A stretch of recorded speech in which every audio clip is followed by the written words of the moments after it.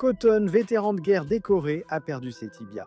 50 hommes y ont laissé la vie, donc ce n'était pas le pire marché. C'est déjà discutable que Cotton soit aussi fier du nombre de personnes qu'il a tuées, mais c'est sans prendre en compte tout le reste à son sujet.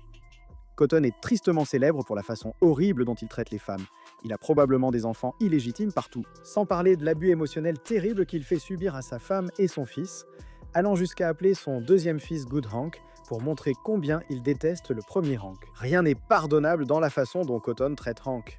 La seule gentillesse de Cotton fut d'admettre que Hank était un meilleur père, car il a eu Bobby au lieu de Hank. Honnêtement, je pense que Cotton mérite la médaille du centre du rat pour sa haine envers son fils.